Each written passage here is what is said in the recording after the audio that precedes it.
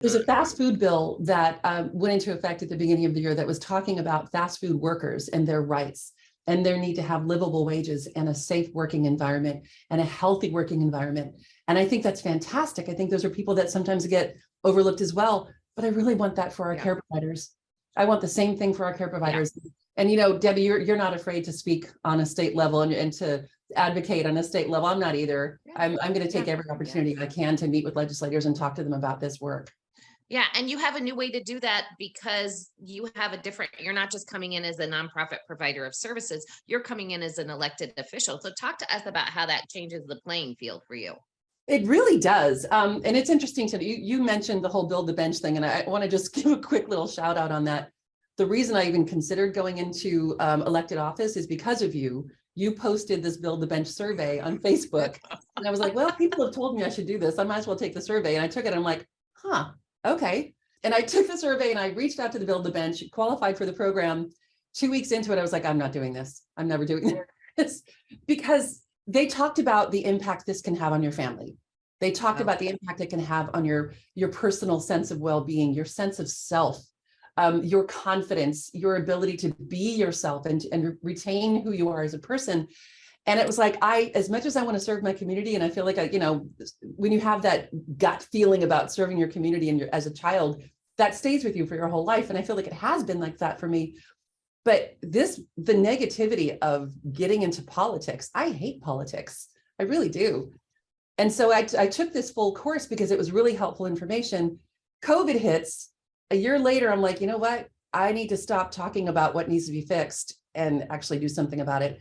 One of the reasons I wanted to get into it was because we're districted now in Brentwood through a process I'm really proud of. It was very transparent. The district that I serve has the highest percentage of older adults in the city of Brentwood. We've got Somerset, 4 Somerset communities. We've got Trilogy, which is active older adults. We've got, at this point, there are 3 assisted living facilities. 2 of them have memory care. So it felt like if someone was going to be the voice for this population, then I had some experience in this area and I wanted to be able to be that. And it does change things. I hope to be able to speak what I'm speaking, to vote the way I'm voting, considering all of the ages and all of the people and across the city. And again, like we were just talking about earlier, raising voices of people that don't always have the chance to be heard. So it's important to me, like if I have the chance to bring someone forward for a proclamation, I'm naturally going to go to someone who's older, who doesn't naturally get the public's attention because they're not at the mixers and the meetings and the events necessarily. They might be older, they might be at home. So I'm going to try and bring them forward and raise their voice. But it's interesting too. I have to be cautious. I mean, I'm in Brentwood specifically, I'm a dual role. So I don't want to speak out on behalf of an assisted living facility I think is great as a vice mayor, when in my day job, I need to be very careful about that. And it kind of goes back to the ethics.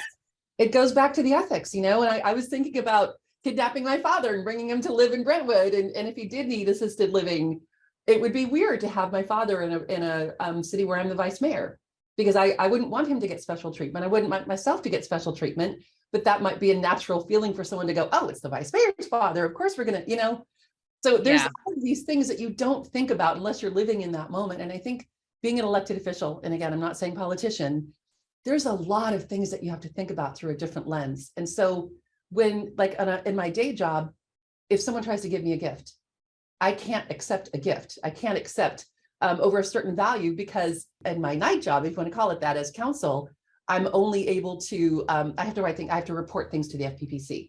So these ethics that you talk about, there's not a lot of gray. There's a lot of, you need to be really careful. You need to be very transparent. You need to be extremely cautious when you're noting all of these things. It's really important.